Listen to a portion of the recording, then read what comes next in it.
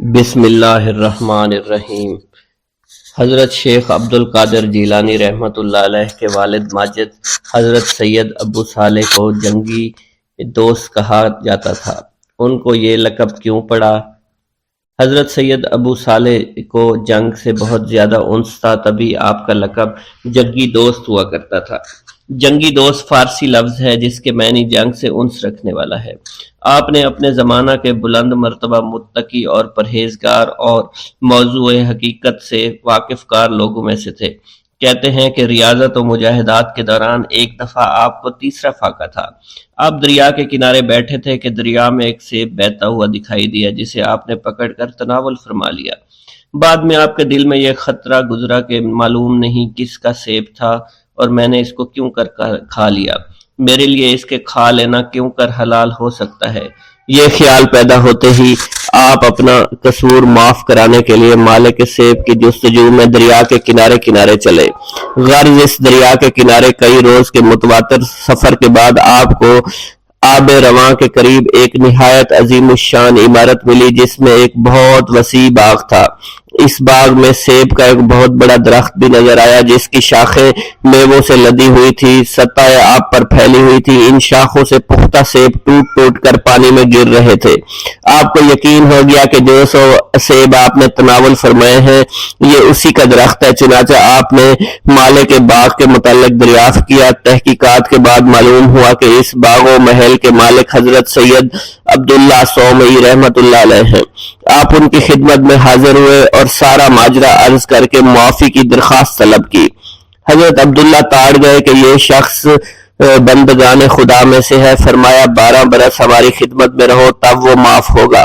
آپ نے بصر و چشم منظور فرما لیا۔ 12 سال کی مدت ختم ہوئی تو حضرت عبداللہ صومعی نے فرمایا ایک خدمت اور ہے، اسے بھی انجام دے لو، تب سے معاف کروں گا۔ وہ یہ ہے کہ میری ایک لڑکی ہے جس میں 4 عیب ہیں، آنکھوں سے اندھی ہے، کانوں سے بہری ہے، ہاتھوں سے لجی ہے اور پاؤں سے لنگڑی ہے۔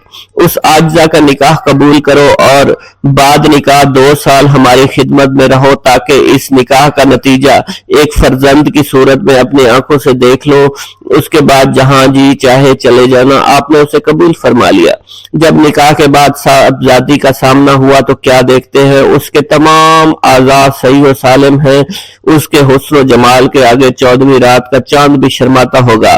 آپ نے اس کو خلاف حلیہ پا کر تمام شب اس سے کنارہ کشی اختیار کی۔ دوسرے دن صبح کو حضرت عبداللہ صومعی رحمۃ اللہ علیہ نے فراست سے سارا حال دریافت فرمایا۔ ابو صالح کو کہا میں نے اپنی لڑکی کو جو صفات تم سے بیان کی تھی وہ سب منو ان صحیح ہے۔ نامحرم کے لیے اس کی آنکھیں اندھی ہیں، غیر حق بات سننے کے لیے اس کے کان بہرے ہیں، نامحرم کے لیے اس کے ہاتھ لجے ہیں اور تمہارے حکم کے خلاف قدم اٹھانے کے لیے اس کے پاؤں لنگڑے ہیں۔ اس توجیہ کو سن کر حضرت ابو صالح جنگی دوست نے اپنی بیوی کی بڑی قدر و منزلت آپ کے دل میں پیدا ہوئی اور دونوں باخوشی رہنے لگے۔ حضرت ابو صالح جنگی دوست کو جنگ سے بے حد رغبت تھی، اس لیے آپ کا نام جنگی دوست مشہور ہو گیا۔ اس توجیہ کو سن کر حضرت ابی صالح جنگی دوست کے قلب میں اپنی بیوی کی بہت قدر و منزلت ہوئی اور ہنسی خوشی رہنے لگے۔ حضرت ابو صالح ابتدا سے لے کر اوسط عمر تک بالکل لاولد رہے۔ آخری عمر میں آ کر اولاد پیدا ہوئی۔ آپ کی والدہ ماجدہ کی کنیت ام الخیر تھی، لقب ام الجبار، نام فاطمہ تھا۔ سید عبداللہ صومعی کی دختر تھی۔ 60 سال کی عمر میں حضرت شیخ عبد القادر جیلانی آپ کے بطن سے تولد ہوئے۔ بسم اللہ الرحمن الرحیم۔ 25 سال تک عراق کے بیابانوں میں سیاحت۔ شیخ ابو سعود احمد کا بیان ہے کہ مجھ سے ایک دفعہ شیخ عبد القادر جیلانی رحمۃ اللہ علیہ نے فرمایا کہ میں 25 سال تک تنہا عراق کے بیابانوں، ویرانوں، خراب مقامات میں پھرتا رہا۔ نہ میں لوگوں کو جانتا تھا نہ ہی لوگ مجھے جانتے تھے۔ البتہ اس وقت میرے پاس رجال الغیب اور جن آیا کرتے تھے جن کو میں علم طریقت اور وصول اللہ کی تعلیم دیا کرتا تھا۔ جب میں پہل عراق میں داخل ہوا تو حضرت خضر علیہ السلام نے میرا ساتھ دیا، مگر میں ان کو پہچان نہیں سکتا تھا۔ اس سے پہلے آپ نے مجھ سے عہد لیا کہ میں ہرگز آپ کی مخالفت نہیں کروں گا۔ اس کے بعد مجھ سے فرمایا کہ میرے آنے تک یہیں ٹھہرو۔ حسب وعدہ 3 سال تک اسی جگہ بیٹھا رہا جہاں آپ نے مجھے بیٹھنے کا حکم دے کر گئے تھے۔ اسی عرصہ میں دنیا اور اس کی خواہشات مختلف شکلوں میں مجھ پر وارد ہوتی گئیں، مگر اللہ تعالیٰ نے مجھے ان کی طرف التفات کرنے سے بچائے رکھا۔ شیطان مجھے بھیانک ڈراؤنی شکلوں اور صورتوں میں میرے پاس آتے اور مجھ سے لڑتے، مگر اللہ تعالیٰ مجھے ان پر غالب رکھتا تھا۔ میرا نفس مشکل ہو کر اپنی خواہش کے لیے کبھی تو مجھ سے عاجزی کرتا اور کبھی میرے ساتھ لڑائی کرتا، مگر مجھے اس پر غلبہ عطا فرما دیا۔ ابتدا میں میرا نفس اگر مجاہدہ کا کوئی طریقہ اختیار کرتا تو اس پر ہمیشہ قائم رہتا۔ مدت دراز تک میں شہروں کے بنجر، ویران، غیر آباد، خراب مقامات میں پھرتا اور نفس کو طرح طرح کی ریاستوں، مجاہدوں، مشقتوں میں ڈالتا رہا۔ چنانچہ 1 سال گری پڑی چیز کھاتا رہا، پانی پیتا رہا اور سبزی یا گری پڑی کوئی چیز نہ کھاتا۔ 1 سال بالکل نہ کھایا، نہ سویا، نہ پیا۔ ایک رات شدت سردی کی وجہ سے ایوان کسریٰ میں جا سویا۔ وہاں مجھے میری طبیعت ٹھیک نہیں ہوئی اور بیمار پڑ گیا۔ میں اسی وقت اٹھا اور دریائے دجلہ کے کنارے جا کر بیٹھ گیا۔ برسوں بعد بغداد کے محلہ کرخ کے ویران آباد مکانوں میں بھی رہا۔ اسی اثنا میں سوائے چند ایک کے کچھ نہ کھا پایا۔ ہر سال کے شروع میں ایک شخص مجھے صوف کا جبہ لا کر دیتا جسے میں پہن لیا کرتا۔ میں نے 1000 تک علوم و فنون و محض اس لیے حاصل کیے کہ دنیا کے جھگڑوں اور مخصموں سے نجات حاصل کر سکوں اور حقیقی راحت میسر ہو۔ لوگ مجھے مجنوں بتاتے تھے۔ جنگلوں اور بیابانوں میں نکل جاتا، برہنہ جسم کانٹوں پر لوٹتا، شور و غوغا کرتا، تمام بدن سے خون جاری ہو جاتا۔ لوگ مجھے شفا خانے میں لے جاتے، مگر میری حالت اور بھی ابتر ہو جاتی۔ مریض عشق پر رحمت خدا کی، مرض بڑھتا گیا جوں جوں توا کی۔ شیخ ابو عباس احمد یحییٰ بغدادی کا بیان ہے، میں نے حضرت شیخ عبد القادر جیلانی سے سنا، آپ فرماتے تھے کہ میں 40 سال عشاء کے وضو سے صبح کی نماز پڑھتا رہا اور 15 سال ساری رات ایک پاؤں پر کھڑے ہو کر صبح تک فی شب تک قرآن شریف کو ختم کرتا رہا۔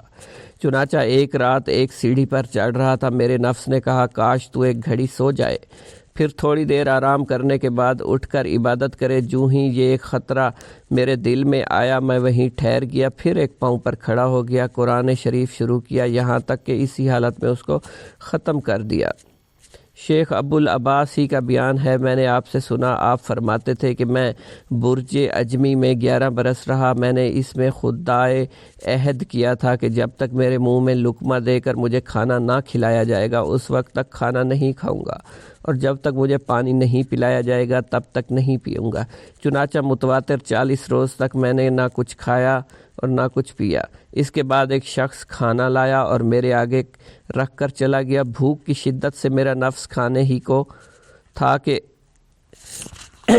آواز آئی، واللہ میں ہرگز اس عہد کو نہیں توڑوں گا۔ یہ خیال کرتے ہی میں نے باطن سے ایک چلانے والے کی آواز سنی کہ ہائے بھوک، ہائے بھوک۔ میں نے اس کی کچھ پرواہ نہ کی۔ اسی اثنا میں شیخ ابو سعید مخزومی وہیں سے گزرے۔ انہوں نے جو چلانے کی آواز سنی تو میرے پاس آ کر کہا کہ عبد القادر یہ کیا ہے؟ میں نے کہا یہ نفس کا قلق و اضطراب ہے، روح تو اپنے سوئے کے خیال میں مشغول حالت سکون و قرار میں ہے۔ آپ مجھے اپنے گھر لے گئے، وہیں سے کھانا کھلایا، یہاں تک کہ میں نے خوب سیر ہو کر کھایا۔ شیخ ابو القاسم عمر بن محمد کہتے ہیں کہ میں نے حضرت شیخ عبد القادر جیلانی سے سنا، آپ نے فرمایا کہ ابتدائے سیاحت میں مجھ پر بہت سے احوال طاری ہوئے، میں ان میں سے اپنے وجود سے غائب ہو جاتا، اکثر اوقات بے ہوشی کے عالم میں دوڑا کرتا تھا۔ جب وہ حالت مجھ سے اٹھ جاتی تو میں اپنے آپ کو ایک دور دراز مقام پر پاتا، چنانچہ ایک روز بغداد کے ویرانے میں یہی حالت مجھ پر طاری ہوئی۔ قریباً 1 گھنٹہ بے ہوشی کی حالت میں پڑا رہا، پھر وہ حالت مجھ سے دور ہو گئی۔ کیا دیکھتا ہوں میں بغداد سے 12 دن کی مسافت پر بلاد شیریں کھڑا ہوں۔ میں اپنی اسی حالت پر غور کر رہا تھا، ایک عورت نے مجھ سے کہا، تم شیخ عبد القادر جیلانی ہو کر اپنی اس حالت پر تعجب کر رہے ہو۔ بسم اللہ الرحمن الرحیم۔ آپ کے صاحبزادے شیخ عبد الجبار بن سیدنا شیخ عبد القادر جیلانی بیان کرتے ہیں کہ میری والدہ جب کسی اندھیرے مکان میں جاتی تو وہاں شمع کی طرف روشنی ہو جاتی تھی۔ ایک دفعہ ایک موقع پر میرے والد ماجد آئے، جب روشنی پر آپ کی نظر پڑی تو روشنی ختم ہو گئی۔ آپ نے ان سے فرمایا، یہ روشنی شیطان کی تھی، اس لیے میں نے اسے خاموش کر دیا۔ اب میں اسے روشنی رحمانی سے تبدیل کیے دیتا ہوں، اور یہی معاملہ میرا اس کے ساتھ ہے جو کہ میری طرف منسوب ہو، یا خود مجھے جس کا خیال ہو۔ اس کے بعد جب میری والدہ ماجدہ کسی اندھیرے مکان میں جاتی تو وہ روشنی چاند کی روشنی معلوم ہوتی تھی، رضی اللہ عنہ۔ شیخ عبداللہ جبائی بیان کرتے ہیں کہ ہمدان میں ایک شخص سے کہ جس کا نام ظریف تھا میری ملاقات ہوئی۔ یہ شخص دمشق کا رہنے والا تھا۔ اس نے مجھ سے ذکر کیا کہ نیشہ پور کے راستے میں بشر المفرزی سے میری ملاقات ہوئی۔ یہ اونٹوں پر شکر لادے جا رہا تھا۔ انہوں نے مجھ سے بیان کیا کہ ہمیں راستے میں ایک خوفناک بیابان پر اترنے کا اتفاق ہوا، جہاں خوف کی وجہ سے بھائی کے لیے بھائی نہیں ٹھہر سکتا۔ جب اول شب کو اونٹ لادے جا چکے تو ان میں سے میرے 4 اونٹ گم ہو گئے۔ میں نے ہر چند تلاش کیا مگر کچھ پتہ نہیں چلا۔ میں قافلہ سے جدا ہو گیا، شتربان بھی میرے ساتھ رہ گیا۔ پھر جب صبح ہوئی میں نے حضرت شیخ عبد القادر جیلانی کو پکارا۔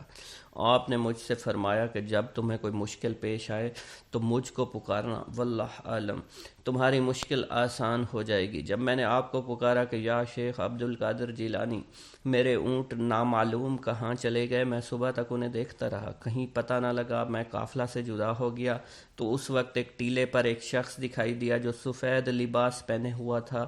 اس نے مجھے ایک طرف کو ہاتھ سے اشارہ کر کے بتلایا۔ پھر جب میں نے اسے ٹیلے پر چڑھ کر دیکھا تو مجھے کوئی نظر نہیں آیا۔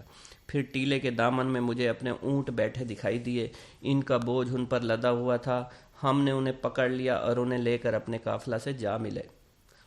ابو الغنائم الحسنی بیان کرتے ہیں، میں ایک وقت مغرب اور عشاء کے درمیان میں آپ کے مدرسہ کی چھت پر تھا اور قریب ہی آپ بھی قبلہ رو بیٹھے ہوئے تھے۔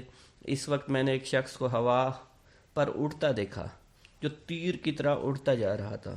اس کا لباس سفید، سر پر عمامہ بندھا ہوا تھا۔ جب آپ کے سامنے آیا آپ اور اتر کر مؤدب ہو کر آپ کے سامنے بیٹھ گیا۔ آپ کو سلام کر کے جب واپس چلا گیا میں نے اٹھ کر آپ کی دست بوسی کی، پوچھا کون تھے؟ آپ نے فرمایا یہ شخص رجال الغیب تھے جو کہ ہمیشہ پھرتے رہتے ہیں۔ شیخ ابو عمر عثمان بیان کرتے ہیں، ایک وقت کا ذکر ہے، ہم صفر 555 ہجری کو آپ ہی کے مدرسہ میں آپ ہی کی خدمت میں حاضر تھے۔ اس وقت آپ نے اٹھ کر کھڑائیں پہنی، وضو کیا، وضو کر کے آپ نے 2 رکعت نماز پڑھی۔ پھر جب سلام پھیر کر نماز سے فارغ ہوئے آپ نے چیخ ماری، کھڑام اٹھا کر ہوا میں پھینک دی۔ اس کے بعد آپ نے ایک چیخ ماری، دوسری کھڑام بھی آپ نے ہوا میں پھینک دی۔ یہ دونوں کھڑائیں ہماری نظروں سے غائب ہو گئیں۔ پھر آپ خاموش ہو کر بیٹھ گئے۔ اس وقت آپ سے یہ واقعہ پوچھنے کی کسی کو جرت نہیں ہوئی۔ پھر 3 روز بعد ایک قافلہ آیا، کہنے لگا ہم نے حضرت شیخ عبد القادر جیلانی کی خدمت میں نذرانہ پیش کرنا ہے۔ ہم نے اس قافلہ کے اندر آنے کی اجازت دی۔ آپ نے اسے آنے کی اجازت دی۔ ہم سے فرمایا کہ جو کچھ یہ دیں لے لو۔ غرض اہل قافلہ اندر آئے، انہوں نے ریشمی اور اونی کپڑے، کچھ سونا، آپ کی دونوں کھڑائیں جو کہ آپ نے اس روز پھینکا تھا ہم کو دیا۔ پھر ہم نے باہر آ کر ان سے دریافت کیا یہ تمہیں کہاں ملی؟ انہوں نے بیان کیا کہ تیسری سفر کو ہم جا رہے تھے، راستے میں ہم کو بدوؤں نے آ کر لوٹ لیا، ہمارے قافلے سے بہت سے لوگوں کو مار ڈالا۔ ایک طرف جا کر ہمارا مال تقسیم کر رہے تھے، اس وقت ہم نے کہا کہ ان قزاقوں کے ہاتھ سے بچ کر صحیح و تندرست رہیں تو ہم اپنے مال میں سے شیخ عبد القادر جیلانی کا حصہ نکالیں گے۔ ہم یہ کہہ رہے تھے، ہم نے 2 بڑی بڑی چیخیں سنی جنہوں نے سارے بیابان کو ہلا دیا اور جس سے یہ تمام قزاق ہیبت زدہ ہو گئے۔ ہم سمجھے کہ کوئی شخص آ رہا ہے جو ان سے بھی مال کو چھین کر لے جائے گا۔ اتنے میں یہ ہمارے پاس آئے، کہنے لگے کہ آؤ تم اپنا مال اٹھا لو اور دیکھو ہمارا کیا حال ہو گیا ہے۔ ہم ان کے ساتھ گئے، ہم نے دیکھا ان کے دونوں سردار مرے پڑے تھے۔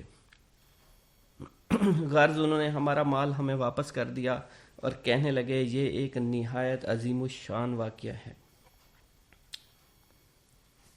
ایک روز آپ کی مجلس سے ایک چیل آئی اور چلاتی ہوئی نکلی، جس سے مجلس میں تشویش پھیل گئی، اور اسی روز ہوا بھی نہایت تیز تھی۔ آپ نے فرمایا کہ ہوا اس کا سر پکڑ لے۔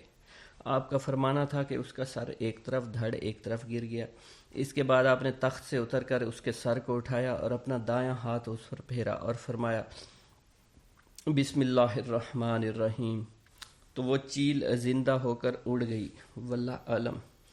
آپ نے اپنے عین عالم شباب کا ایک واقعہ بیان کیا ہے کہ جب پہلی دفعہ میں حج بیت اللہ کو گیا، اس وقت میں عالم شباب میں تھا۔ جب میں منارہ معروف کرون کے قریب پہنچا تو یہاں شیخ عدی بن مسافر سے ملاقات ہوئی۔ آپ بھی اس وقت عین عالم شباب میں تھے۔ آپ نے مجھ سے پوچھا کہاں کا قصد ہے؟ میں نے کہا مکہ معظمہ کا۔ آپ نے پوچھا کیا میرا آپ کے ساتھ ہو سکتا ہے؟ میں نے کہا کیوں نہیں، میں ایک تنہا شخص ہوں۔ آپ نے کہا الا حاذ القیاس، میں بھی تنہا ہوں۔ غرض ہم دونوں ایک ساتھ چل پڑے۔ راستہ میں ایک نو عمر حبشن لڑکی ملی۔ یہ لڑکی نحیف البدن برقع پہنے ہوئے تھی۔ سامنے آ کر کھڑی ہو گئی۔ برقع میں سے اس نے مجھے دیکھا اور دیکھ کر کہنے لگی کہاں کے رہنے والے ہیں؟ میں نے کہا بغداد کا۔ پھر کہا آپ نے مجھے بہت تھکایا ہے۔ میں نے کہا وہ کس طرح؟ بولی ابھی میں بلاد حبشہ میں تھی، مجھے اس وقت مشاہدہ ہوا اللہ نے آپ کے دل پر تجلی کی اور اپنا وہ فضل کرم کیا جو اوروں پر اب تک نہیں کیا، اس لیے میں نے چاہا آپ کو پہچانوں۔ پھر آپ نے کہا میں چاہتی ہوں کہ آج دن بھر میں آپ دونوں صاحبوں کے ہمراہ رہوں اور آپ کے ساتھ روزہ افطار کروں۔ اس کے بعد ایک بازو سے ساتھ چلنے لگے، ایک بازو سے ہم چلنے لگے۔ جب مغرب کا وقت آیا اور افطار کا وقت ہو چکا، آسمان سے ایک طباق اترا جس میں 6 روٹیاں اور سرکہ تھا، کچھ ترکاری تھی۔ اس لڑکی نے خدا کا شکر ادا کیا۔ اللہ کا ہزار ہزار شکر ہے، اس نے میری اور میرے مہمانوں کی عزت کی۔ روزانہ میرے لیے 2 روٹیاں اترا کرتی ہیں، آج 6 روٹیاں اتریں۔ اس نے میرے مہمانوں کی تکریم کی۔ پھر ہم تینوں نے 2 روٹیاں کھائیں۔ اس کے بعد پانی کے لوٹے اترے، اس میں سے ہم نے پانی پیا جو زمین کے مشابہ نہ تھا بلکہ اس کی لذت حلاوت کچھ اور ہی تھی۔ اس کے بعد یہ لڑکی ہم سے رخصت ہو کر چلی گئی۔ ہم مکہ معظمہ چلے آئے، طواف کر رہے تھے۔ اس وقت شیخ عدی پر الطاف و کرم کیا، ان پر اپنے الطاف اتارے۔ آپ پر اس وقت بیشی سی طاری ہو گئی، یہاں تک کہ انہیں دیکھ کر کوئی کہہ نہیں سکتا تھا کہ یہ زندہ ہے، بلکہ ان کا انتقال ہو گیا۔ اس وقت میں نے اس لڑکی کو کھڑے دیکھا، یہ اس وقت ان کے سرہانے آ کر الٹ پلٹ کر کہنے لگی کہ وہی تمہیں زندہ کرے گا جس نے تمہیں مارا ہے۔ پاک ہے اس کی ذات، اس کی تجلی نور جلال سے حادث نہیں ہوتی، مگر اسی کے ثبوت کے لیے اس کے ظہور صفات سے کائنات قائم نہیں ہے، مگر اس کی تائید سے اس کی تقدیس کی شعاؤں نے عقل کی آنکھوں کو بند اور جواں مردوں کی دانائی کو محدود کر رکھا ہے۔ پھر اللہ تعالیٰ نے اس کے بعد مجھ پر الطاف و کرم کی نظر کی، اور باطن میں نے دیکھا کہ مجھ سے کوئی کہہ رہا ہے عبد القادر، تجریدی ظاہری کو چھوڑ کر ید اختیار کرو، ہم تمہیں اپنے عجائبات دکھائیں گے، چاہے کہ ہمارے ارادے سے تمہارا ارادہ مشتبہ نہ ہو۔ تم ہمارے سامنے ثابت قدم رہو اور وجود میں ہمارے سوا کسی کا تصرف نہ ہونے دو، تاکہ ہمیشہ ہمارے مشاہدے میں رہو اور لوگوں کو نفع پہنچانے کے لیے ایک جگہ بیٹھ جاؤ۔ ہمارے بہت سے بندے ہیں جنہیں ہم تمہاری برکت سے اپنا مقرب بنائیں گے۔ اسی وقت مجھ سے اس لڑکی نے کہا اے نوجوان، مجھے معلوم نہیں آج کس حد تک تمہاری عظمت و بزرگی ہوگی۔ تمہارے لیے نورانی خیمہ لگایا گیا ہے، ملائکہ تمہارے ارد گرد ہیں، تمہیں دیکھ رہے ہیں، اور تمام اولیاء اللہ کی آنکھیں بھی تمہاری طرف لگی ہوئی ہیں، اور تمہارے مراتب اور مناصب کو میں دیکھ رہی ہوں۔ اس کے بعد یہ 9 عمر چلی گئی، پھر میں نے اس کو کبھی نہیں دیکھا۔ شیخ ابو محمد صالح بیان کرتے ہیں، شیخ ابو مدین نے مجھ سے فرمایا تم بغداد جاؤ اور شیخ عبد القادر جیلانی کی خدمت میں حاضر ہو جاؤ، آپ سے تعلیم فقر حاصل کرو۔ چنانچہ میں بغداد آ کر آپ کی خدمت میں حاضر ہوا تو میں نے آپ کو سب سے محیب پایا۔ آپ نے مجھے اپنے خلوت خانہ کے دروازے پر 20 روز تک بٹھایا۔ اس کے بعد آپ نے مجھ سے فرمایا ساحل قبلہ کی طرف، اس طرف دیکھو۔ میں نے دیکھا، مجھے قبلہ نظر آیا۔ پھر آپ نے مجھ سے پوچھا کیا دیکھ رہے ہو؟ میں نے کہا کعبہ شریف۔ آپ نے مغرب کی طرف اشارہ کیا اور فرمایا کیا دیکھ رہے ہو؟ میں نے عرض کیا اپنے شیخ کو۔ پھر آپ نے فرمایا کیوں، کہاں جاؤ گے، کعبہ کی طرف یا اپنے شیخ کی طرف؟ میں نے عرض کیا اپنے شیخ کی طرف۔ پھر آپ نے فرمایا کہ اچھا ایک قدم میں جانا چاہتے ہو جس طرح سے تم آئے ہو؟ میں نے عرض کیا نہیں، بلکہ اسی طرح سے جس طرح کہ میں آیا ہوں۔ آپ نے فرمایا اچھا ایسا ہی ہوگا۔ پھر آپ نے فرمایا صالح، تم فقر کو نہیں پا سکتے تا وقت کہ تم اس کی سیڑھی پر نہ چڑھو، اور اس کی سیڑھی توحید ہے، اور توحید کا دار و مدار اس پر ہے کہ تمام اور سارے حادثہ کو اپنی طرف سے مٹا دو۔ میں نے عرض کیا کہ حضرت مجھے آپ اس صفت سے موصوف کر دیجئے۔ آپ نے ایک نظر میری طرف دیکھا تو میرے دل سے تمام جذبات ارادہ کے جدا ہو گئے، جس طرح کہ شب دن سے جدا ہو جاتی ہے۔ اب تک میں آپ کی اسی توجہ سے لوگوں کو مستفید کرتا ہوں۔ شیخ عمر بزاز نے بیان کیا میں ایک روز آپ کی خدمت میں بیٹھا تھا۔ اس وقت آپ نے مجھ سے فرمایا فرزند من، اپنی پشت کو بلی کے گرنے سے بچاؤ۔ میں نے اس وقت اپنے جی میں کہا کہ چھت میں کوئی روزن تو ہے نہیں، میرے اوپر بلی کہاں سے گرے گی؟ میں نے اپنا یہ کلام پورا نہیں کیا تھا، ایک بلی میری پشت پر گر گئی۔ آپ نے میرے سینہ پر اپنے دستے مبارک مارا تو میرا دل روشن سورج کی طرح روشن ہو گیا۔ اس وقت مجھ پر تجلیات الہی ہونے لگیں اور اب روز بروز نور ترقی پاتا ہے۔ السلام علیکم۔ حضرت شیخ عبد القادر جیلانی رحمۃ اللہ علیہ کے خاندانی حالات۔ آپ کے نانا سید عبداللہ سومئی رحمۃ اللہ علیہ جیلان کے مشہور مشائخ اور روسا میں سے تھے۔ بڑے زاہد، متقی، مجاب الدعوات، قائم اللیل، صائم النہار، صابر، شاکر، منکسر المزاج اور صاحب کرامت ولی تھے۔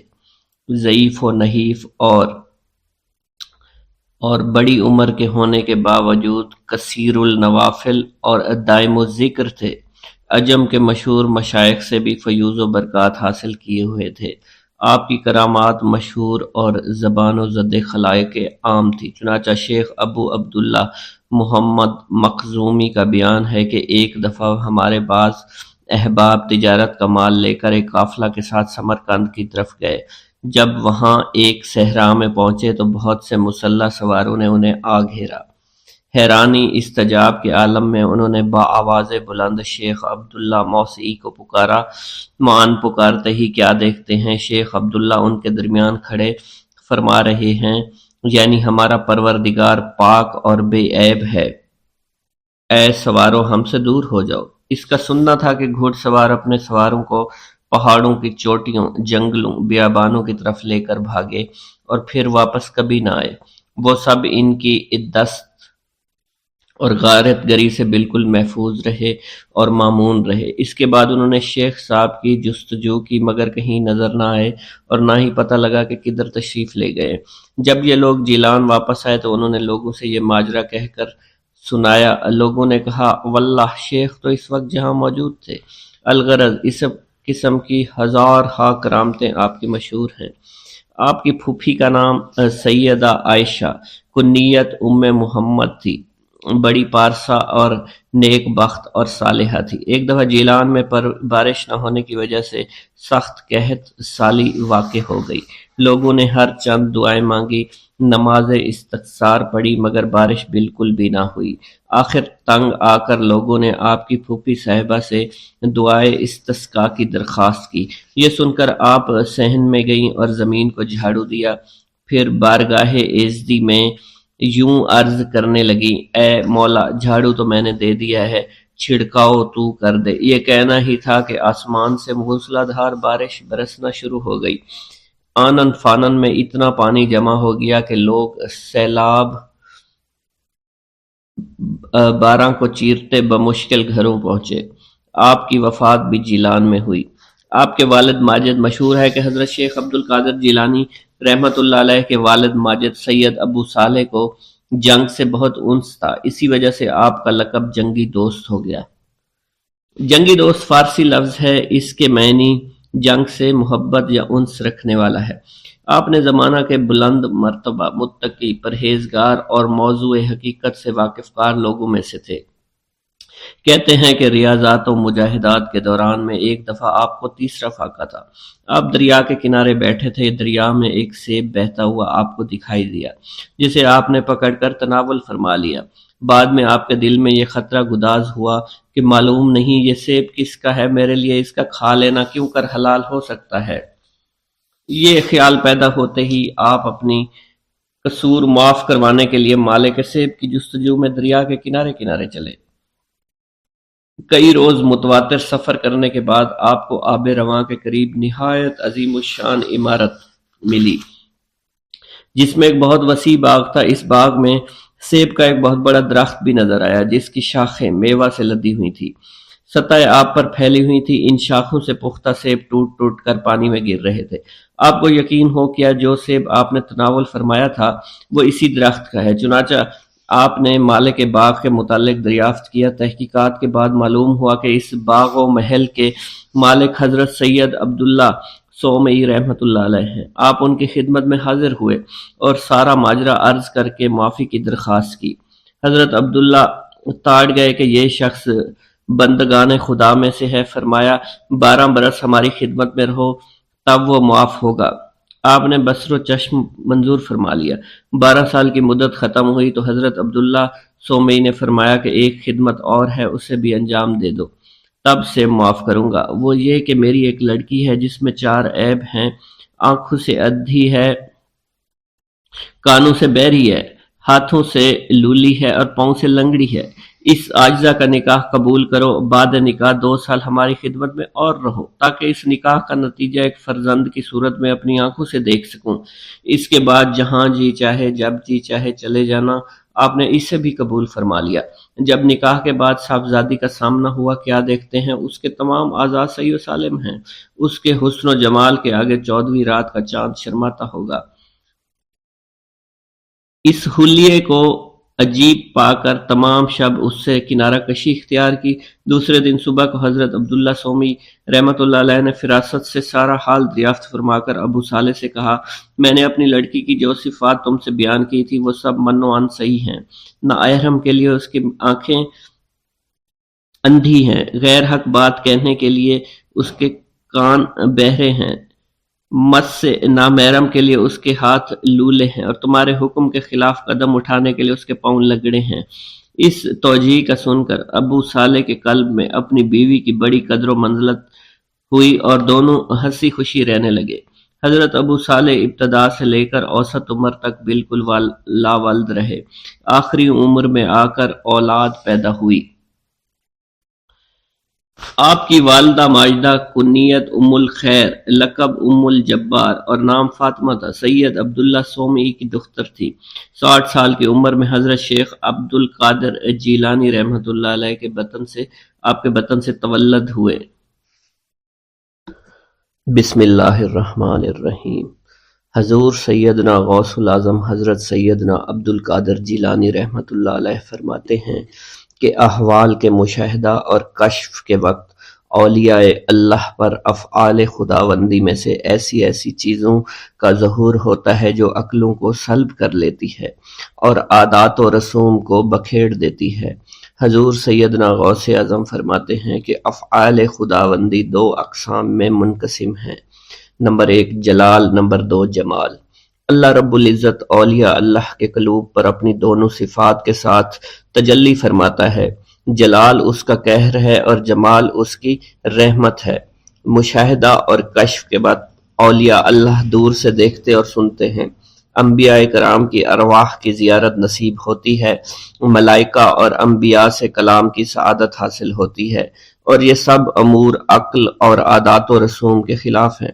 جس وقت اللہ کی تجلی قلوب پر ظاہر ہوتی ہے تو اس وقت قلوب میں سرور طاری ہو جاتا ہے۔ اللہ عز و جل ان کے ساتھ بہترین کلام فرماتا ہے، ان کو مختلف انواع و منازل کی بشارت دیتا ہے، اور انہیں وہ منازل نصیب ہوتی ہیں کیونکہ ابتدا سے ہی قلم نے ان چیزوں کو ان کے حق میں لکھ دیا ہے۔ اولیاء اللہ کے لیے عظمت اور جلال خوف کر دینے والا ڈر ہے، اور قلب پر ایسا غلبہ لاتا ہے جس کا اثر بدن کے اعضاء پر بھی ظاہر ہوتا ہے۔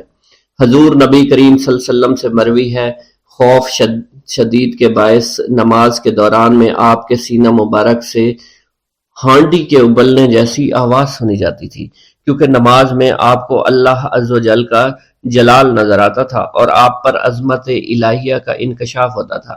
اللہ عز و جل کے مشاہدہ کے وقت اولیاء اللہ کو جو بشارتیں ہوتی ہیں وہ حقیقت میں ان پر فضل طاری ہوتا ہے اور فضل خداوندی کا ظہور ہو رہا ہوتا ہے۔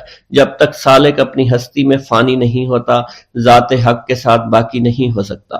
اللہ رب العزت دولت وصال حاصل ہونے سے پہلے عاشقوں کو قرب وصال کی خوشخبری اس لیے دیتے ہیں کہ شاید شوق الہی کے سبب ان کی محبت حد سے گزرے، ان کی قوتیں منقطع ہو جائیں اور وہ ہلاک ہو جائیں۔ یقین کے 3 مرتبے ہیں: علم الیقین، عین الیقین، حق الیقین۔ علم الیقین کے مرتبہ پر فائز ہونے پر سالک کو اس راز کا علم ہو جاتا ہے کہ محبوب حقیقی عالم کی صورت میں جلوہ نما ہے، اور حضور نبی کریم صلی اللہ علیہ وآلہ وسلم اس شاہد لم یزلی کے لیے مرت نامہ ہے۔ پھر جب سالک ترقی کی منازل طے کرتا ہے تو وہ عین الیقین کے مرتبہ پر فائز ہو جاتا ہے، جس سے مراد یہ ہے کہ محبوب حقیقی حضور نبی کریم کی زیارت سے مشرف ہونے لگتا ہے اور اس کا یقین وحدت الوجود پر پختہ ہو جاتا ہے، اور پھر اسے بیداری میں بھی حضور نبی کریم کی حضوری کی سعادت نصیب ہوتی ہے۔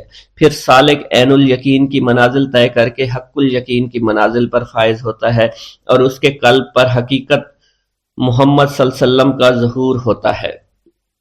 حضور سیدنا غوث اعظم حضرت سیدنا عبد القادر جیلانی رحمۃ اللہ علیہ فرماتے ہیں، اے سالک، تیرا حقیقی مقصد صرف اللہ ہے، یعنی تو اس جہان فانی میں صرف معرفت الہی کا شکار کھیلنے کے لیے آیا ہے، کیونکہ ارشاد باری تعالیٰ ہے، پس اللہ کی طرف دوڑو۔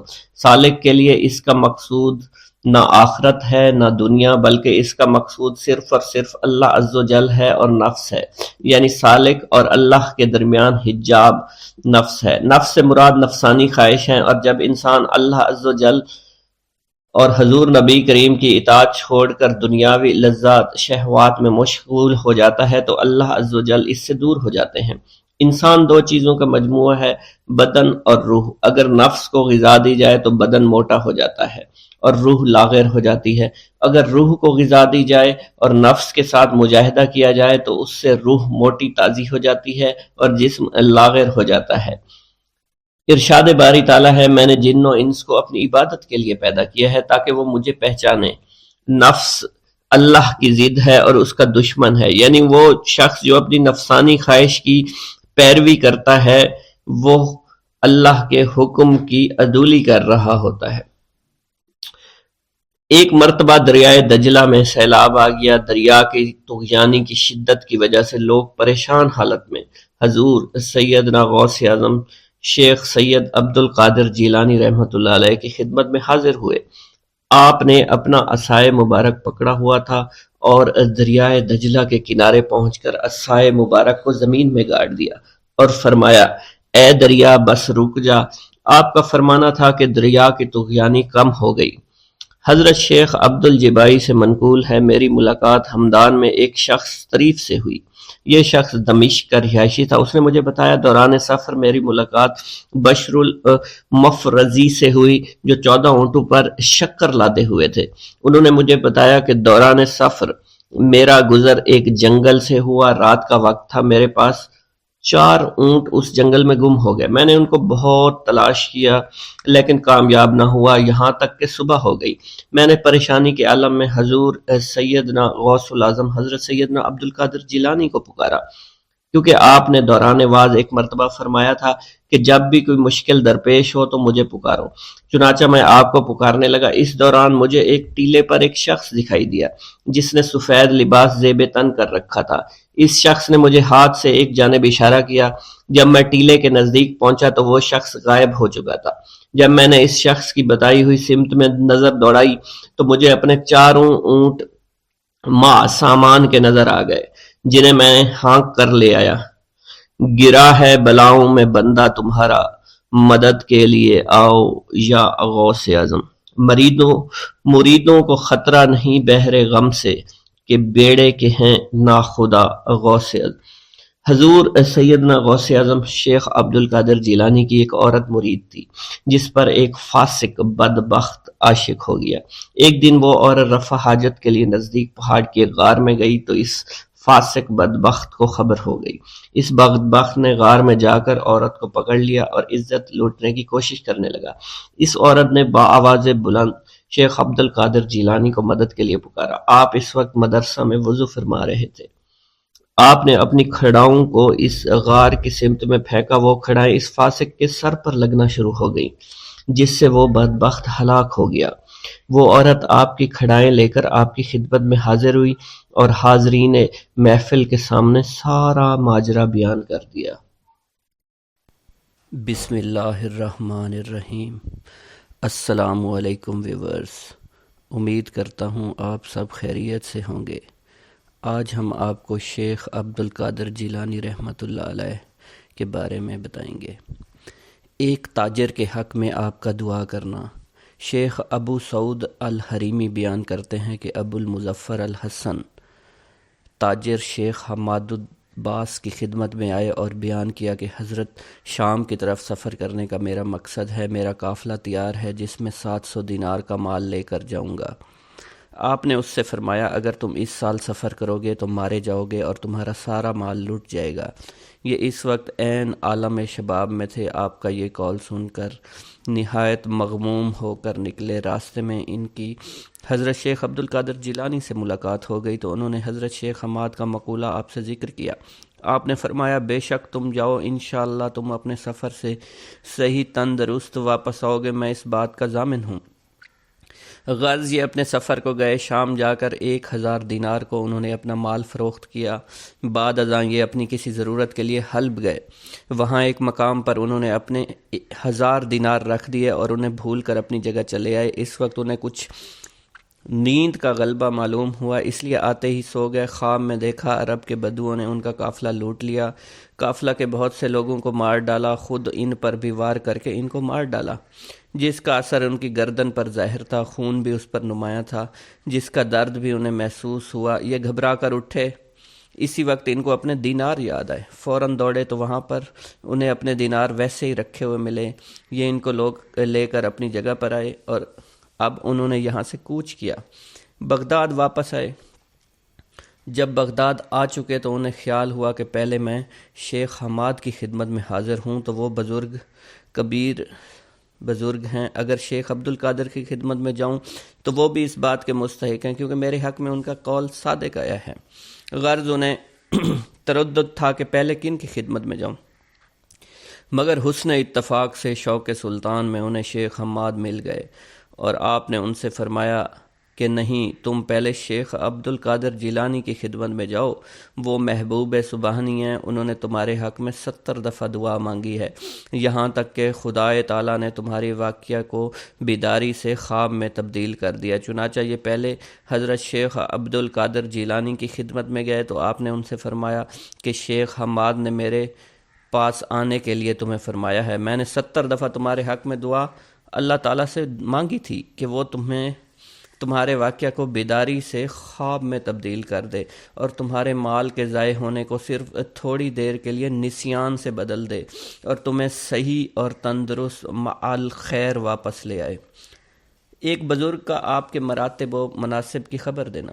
شیخ عبداللطیف بیان کرتے ہیں میں نے اپنے والد ماجد سے سنا، انہوں نے بیان کیا کہ شیخ عزار بن متورع البتائی مجھ سے بیان کرتے ہیں کہ بغداد میں ایک اجمی شریف نوجوان جس کا نام عبد القادر ہے داخل ہوا ہے۔ یہ نوجوان ان قریب نہایت ہیبت، عظمت، جلال، مقامات، کرامات کے ساتھ ظاہر ہوگا اور حال احوال اور درجہ محبت میں سب پر غالب رہے گا۔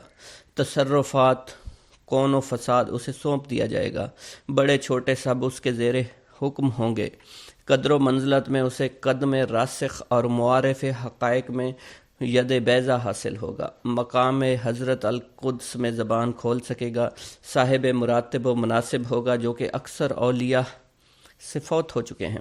ایضاً اسی طرح ایک بڑی جماعت نے آپ کے متعلق شیخ احمد رفاعی کا قول بیان کیا ہے کہ ہمارے شیخ منصور البطائخی کے روبرو حضرت شیخ عبد القادر جیلانی کا ذکر ہوا تو آپ نے ان کی نسبت فرمایا کہ وہ زمانہ ان قریب آنے والا ہے کہ ان کی طرف رجوع کیا جائے گا، عارفین میں ان کی وقت و منزلت زیادہ ہوگی اور وہ ایسے حال میں وفات پائیں گے کہ اس وقت اللہ اور اس کے رسول کے نزدیک روئے زمین میں ان سے زیادہ اور کوئی محبوب نہیں ہوگا۔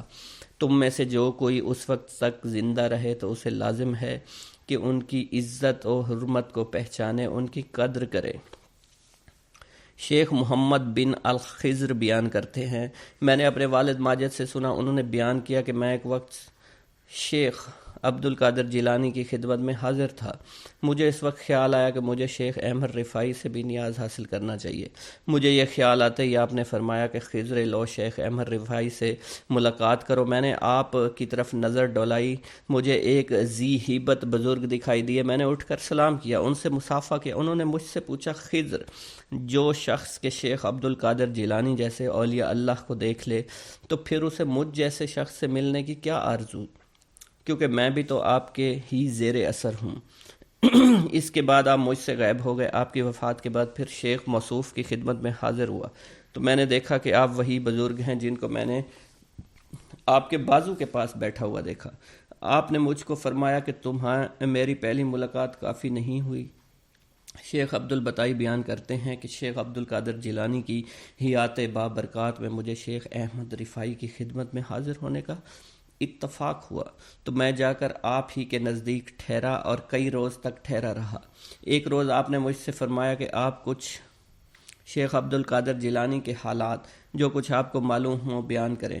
میں آپ کے حالات بیان کر رہا تھا، اتنے میں ایک شخص آیا، شیخ احمد رفاعی کی طرف اشارہ کر کے مجھ سے کہنے لگا کہ تم ہمارے سامنے آپ کے سوا کسی کا ذکر نہ کرو۔ تو آپ نے نہایت غصے ہو کر شخص کی طرف دیکھا، وہ مر گیا۔ پھر آپ نے فرمایا، شیخ عبد القادر جیلانی کے مراتب کو کون پہنچ سکتا ہے؟ آپ وہ شخص ہیں کہ بحر شریعت جس کی داہنی طرف، بحر حقیقت جس کی بائنی طرف ہے، جس میں سے چاہے پانی بھر لے۔ اس وقت آپ کا کوئی جواب نہیں۔ نیز میں نے آپ سے سنا اس وقت اپنے بھتیجوں شیخ ابراہیم العراب اور ان کے برادران ابو الفرح عبد الرحمن نجم الدین کو اس وقت آپ ایک شخص کو جو بغداد جانے والے تھے رخصت کر رہے تھے، اس بات کی وصیت کی جب تم بغداد پہنچو تو شیخ عبد القادر جیلانی سے پہلے اگر آپ زندہ ہوں تو وہ کسی کے پاس نہ جانا، اگر وفات پا گئے ہوں تو آپ کی قبر سے پہلے اور کسی کی زیارت نہ کرنا، کیونکہ آپ کے لیے عہد لیا جا چکا ہے کہ جو صاحب حال بغداد جائے آپ سے ملاقات نہ کرے تو اس کا حال سلب ہو جائے گا۔ اس پر افسوس ہے جس سے آپ سے ملاقات نہیں ہوگی۔ شیخ خلیفہ تلمیذ شیخ ابو سعید کیلوی بیان کرتے ہیں کہ مجھے ایک دفعہ بلاد سواد میں جانے کا اتفاق ہوا۔ وہاں میں نے ایک شخص کو ہوا میں بیٹھا ہوا دیکھا۔ میں نے اسے سلام کیا، اس سے پوچھا آپ ہوا میں معلق کیوں بیٹھے ہیں؟ انہوں نے بیان کیا کہ میں ہوا و ہوس کو چھوڑ کر تقوی پرہیزگاری کے تحت بیٹھا ہوا ہوں۔ شیخ بیان کرتے ہیں پھر جب میں حضرت شیخ عبد القادر جیلانی کی خدمت میں حاضر ہوا، میں نے اس شخص کو پھر آپ کے سامنے قبطۃ الاولیاء میں معلق ہوا میں مؤدب بیٹھے ہوئے دیکھا۔ اس وقت انہوں نے بہت سے حقائق و معارف کی باتیں کی، آپ سے دریافت کی جنہیں میں مطلق سمجھا نہیں۔ پھر آپ وہاں سے اٹھ گئے اور صرف میں رہ گیا۔ میں نے ان سے کہا کہ آپ یہاں موجود ہیں؟ انہوں نے کہا کیوں نہیں، کیونکہ ایسا ولی اور مقرب بھی ہے جس کی اس در پر آمد و رفت نہ ہو۔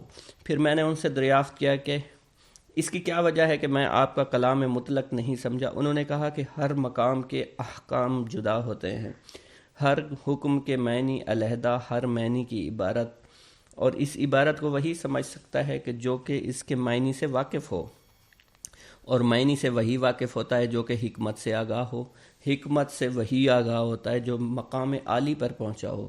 اس کے بعد میں نے آپ سے کہا آپ نہایت مہذب ہو کر آپ کے سامنے بیٹھے ہیں، تو انہوں نے کہا میں آپ کے سامنے مؤدب ہو کر کس طرح نہ بیٹھوں، حالانکہ آپ نے 100 رجال غیب پر جو ہوا میں معلق رہتے ہیں اور جن کے بجز مستثنیٰ لوگوں کے اور کوئی نہیں دیکھ سکتا، مجھے افسر بنایا ہے اور میں ہر طرح کے تصرفات کی آپ نے مجھے اجازت دی ہے۔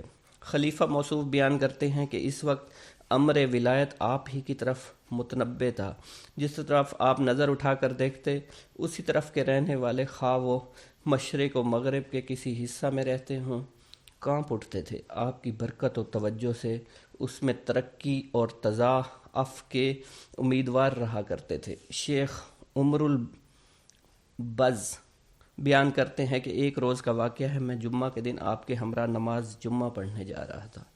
اس روز راہ میں کسی نے آپ کو سلام نہیں کیا۔ مجھے خیال گزرا ہر جمعہ کو لوگوں کے ازدحام کی وجہ سے نہایت مشقت اور دشواری سے مسجد تک پہنچتے ہیں، مگر آج آپ کو کسی نے سلام نہیں کیا۔ مجھے اس کا خیال گزرنا تھا کہ لوگ چاروں طرف سے آپ کو سلام کے لیے دوڑے۔ پھر آپ مجھے دیکھ کر مسکرائے۔ میں نے اپنے جی میں کہا کہ یہ اور بھی بہتر ہے، تو آپ پھر مسکرائے اور فرمایا کہ عمر تم نے یہی چاہا تھا نا، کہ تمہیں یہ معلوم نہیں کہ لوگوں کے دل میرے ہاتھ میں ہیں، خواہ ان کی طرف کھینچ لوں اور خواہ اپنی طرف روک کے رکھوں۔ شیخ عبداللہ جبائی بیان کرتے ہیں کہ ایک وقت میں کتاب حلیت الاولیاء ابن ناصر کو سنا رہا تھا کہ اسی اثنا میں مجھے رکت ہوئی اور خیال ہوا کہ میں مخلوق سے قطع تعلق کر کے گوشہ نشینی اختیار کروں اور عبادت الہی کرتا رہوں۔ میں اسی غرض سے حضرت شیخ عبدالقادر جیلانی کی خدمت میں آیا، آپ کے پیچھے نماز پڑھی۔ جب آپ نماز سے فارغ ہوئے تو میں آپ کے سامنے ہو کر بیٹھ گیا۔ آپ نے مجھے دیکھ کر فرمایا تم مخلوق سے قطع تعلق کرنا چاہتے ہو، مگر ابھی نہیں، اول تم علم حاصل کرو، مشائخ طریقت کی خدمت میں رہ کر ان سے ادب اور سلوک سیکھو، تو تمہیں اس وقت مخلوق سے انقطاع کرنا جائز ہوگا۔ اگر تم اس سے پہلے گوشہ نشینی اختیار کرو گے تو تمہاری مثال مرغ بے پر کی ہوگی۔ جب تمہیں کوئی دینی مشکل پیش ہوگی تو اس کو پوچھنے کے لیے باہر نکلو گے۔ گوشہ نشین ایسا شخص ہونا چاہیے جو کہ شمع کی طرح روشن ہو، تاکہ لوگ اس کی نورانی روشنی سے فائدہ اٹھا سکیں۔ شیخ عبدالعباس الخضر نے بیان کیا ہے کہ ہم کئی لوگ ایک شب کو حضرت شیخ عبدالقادر جیلانی کے مدرسہ میں حاضر تھے۔ خلیفۃ المستجب باللہ ابو المظفر یوسف بن المختصہ امر اللہ آپ کی خدمت میں حاضر ہوا اور سلام کر کے آپ کے سامنے مؤدب ہو کر بیٹھ گیا۔ خلیفہ موصوف اس وقت آپ سے نصیحت کرنے کی غرض سے آیا اور اپنے ساتھ 10 تھیلیاں زر نقد بھروا لایا۔ یہ تھیلیاں خلیفہ موصوف نے آپ کے سامنے پیش کی۔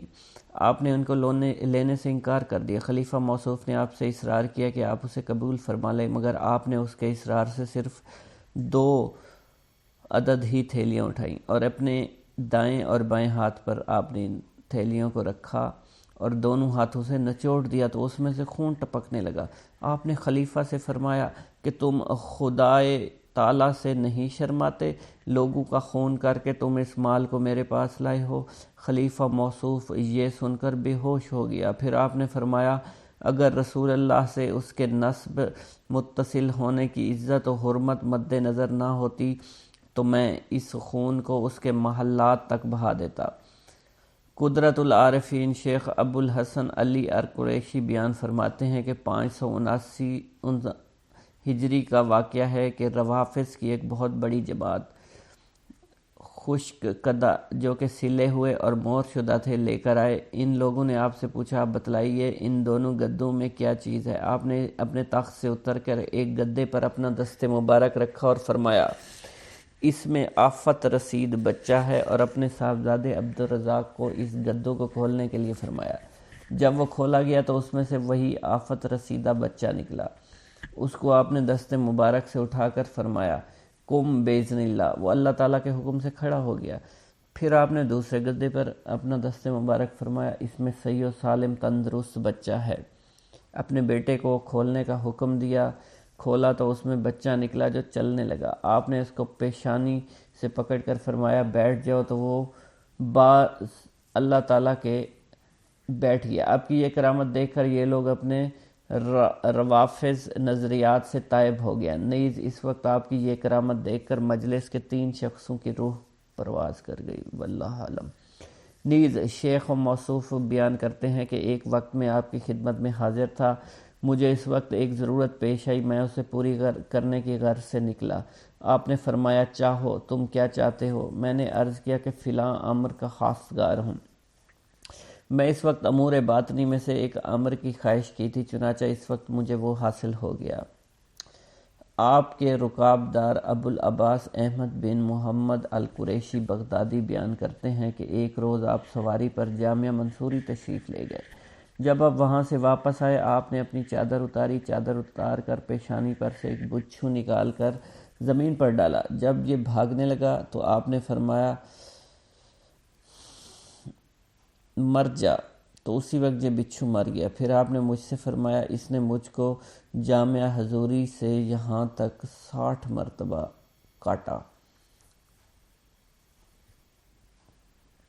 ایک دفعہ بغداد کی قحط سالی میں آپ سے تنگ دستی فاقہ کشی کی شکایت کی تو آپ نے مجھے قریباً 10-12 سیر گندم دیے اور فرمایا اسے لے جاؤ اور کوٹھے میں بند کر دو، اور صرف ایک طرف سے اس کا منہ کھول کر حسب ضرورت اس میں سے نکال لیا کرو، مگر اسے کبھی دیکھنا مت۔ چنانچہ اس گیہوں کو 5 سال تک کھاتے رہے۔ ایک دفعہ میری زوجہ نے اس کوٹھے کا منہ کھول کر دیکھا اس میں کتنے گیہوں ہیں، تو اس میں جس قدر اول روز دانے ڈالے تھے اتنے ہی معلوم ہوئے۔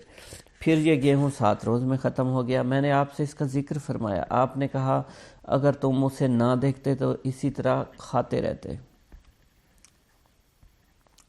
عمر بن حسین بن خلیل بیان کرتے ہیں کہ میں ایک دفعہ آپ کی خدمت میں حاضر تھا، آپ کے روبرو ہی منہ گھٹے ہوئے بیٹھا تھا۔ اس وقت میں نے قندیل کی طرح ایک روشنی سی دیکھی جو آپ کے دہن مبارک سے 2-3 دفعہ قریب ہو کر واپس ہو گئی۔